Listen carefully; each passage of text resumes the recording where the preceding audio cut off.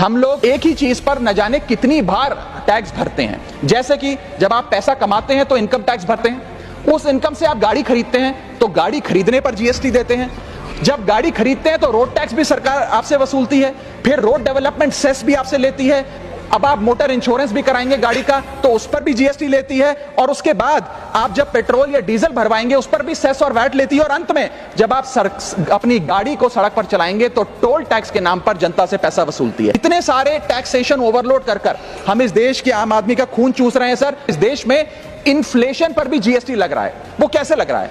एक प्रोडक्ट जो 100 रुपए का बिकता था उस पर 18% जीएसटी हुआ करता था, आज वो वस्तु महंगी हो गई, 100 से 150 रुपए की बिकने लगी, अब 18% 150 रुपए पे लगने लगा, यानी कि 50 रुपए की जो महंगाई है उस पर भी सरकार जीएसटी लेने लग गई है, which is GST on inflation. में जिन लोगों को अर्थशास्त्र के बारे में जानकारी नहीं है उनकी राय पे अगर बजट बनाएंगे तो इसी प्रकार के फ्लिप फ्लॉप्स देखने को मिलेंगे। क्या हमारे देश की वित्त मंत्री इन्फ्लेशन एडजस्टेड प्रॉफिट्स में विश्वास नहीं रखती?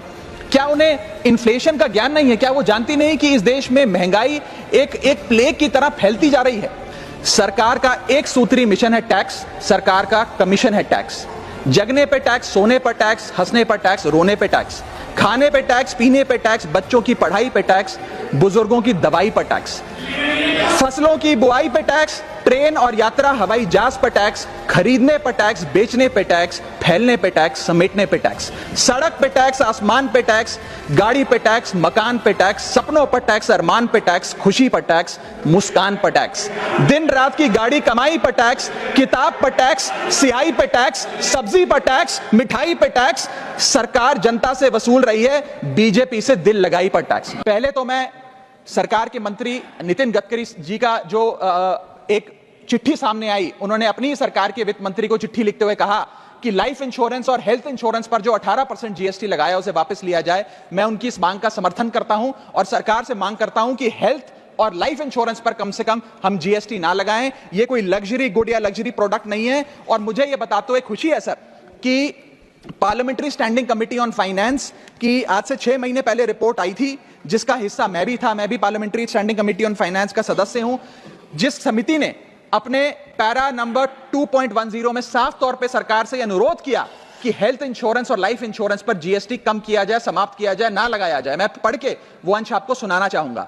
The committee feels that there is a need to rationalise the GST rate on insurance products, specially health and term insurance, which is 18% at present. The high rate of GST results in a high premium burden which acts as a deterrent to getting in insurance policies. The committee, with a view to make insurance more affordable, recommends that GST rates applicable to health insurance products, particularly retail policies, etc., should be reduced. हमारा यह प्रयास होना चाहिए कि एक परिवार, sir बस समाप्त कर रहा हूं, अभी तो मेरा समय रह गया, 1-2 मिनट आप थोड़ा ज्यादा दे दीजिएगा तो सर कुछ फर्क नहीं पड़ेगा, मैं अपनी बात समाप्त कर लूंगा।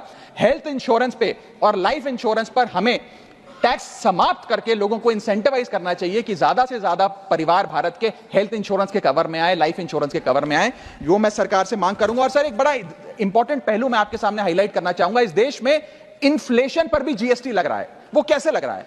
एक प्रोडक्ट जो 100 रुपए का बिकता था उस पर 18% जीएसटी हुआ करता था, आज वो वस्तु महंगी हो गई, 100 से 150 रुपए की बिकने लगी, अब 18% 150 रुपए पे लगने लगा, यानी कि 50 रुपए की जो महंगाई है उस पर भी सरकार जीएसटी लेने लग गई है, which is GST on inflation. मैं चाहूंगा कि सरकार इस पर विचार करे। और अंत में सर अपनी बात समाप्त करने से पहले एक और दिलचस्प मुद्दा आपके समक्ष रखना चाहूंगा, which is problem of multiple taxation. हम लोग एक ही चीज पर न जाने कितनी बार टैक्स भरते हैं। जैसे कि जब आप पैसा कमाते हैं तो इनकम टैक्स भरते हैं, उस इनकम से आप गाड़ी खरीदते हैं तो गाड़ी खरीदने पर जीएसटी देते हैं, जब गाड़ी खरीदते हैं तो रोड टैक्स भी सरकार आपसे वसूलती है, फिर रोड डेवलपमेंट सेस भी आपसे लेती है, अब आप मोटर इंश्योरेंस भी कराएंगे गाड़ी का तो उस पर भी जीएसटी लेती है, और उसके बाद आप जब पेट्रोल या डीजल भरवाएंगे उस पर भी सेस और वैट लेती है, और अंत में जब आप अपनी गाड़ी को सड़क पर चलाएंगे तो टोल टैक्स के नाम पर जनता से पैसा वसूलती है। That is multiple taxation points. इतने सारे टैक्सेशन ओवरलोड कर हम इस देश के आम आदमी का खून चूस रहे हैं सर। और सबसे बड़ी प्रॉब्लम इस देश की आज जो बनती जा रही है आम आदमी के लिए वो है टोल टैक्स। सांसद और मंत्री को टोल टैक्स नहीं देना पड़ता, हमें छूट है टोल टैक्स से, लेकिन इस देश के आम आदमी को हर जगह टोल टैक्स देना पड़ता है। एक रिपोर्ट के मुताबिक हाईवे पे 2 रुपए प्रति किलोमीटर का टोल टैक्स इस देश के आम आदमी को भरना पड़ता है। और अंत में अपनी बात खत्म करूंगा मैं एक कविता सुनाकर, थोड़ा सा सर और इंटेलिजेंस चाहूंगा। और इस टैक्स रिजीम के बारे में 4 पंक्तियां लिखी हैं सर, मैं आपके सामने पेश करना चाहूंगा। सरकार का एक सूत्री मिशन है टैक्स, सरकार का कमीशन है टैक्स।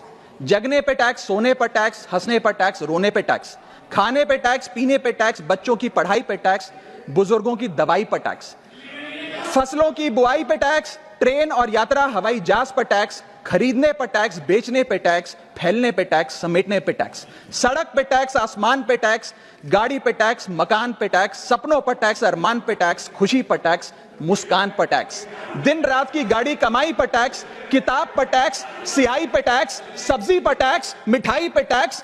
सरकार जनता से वसूल रही है बीजेपी से दिल लगाई पर टैक्स। बहुत बहुत शुक्रिया।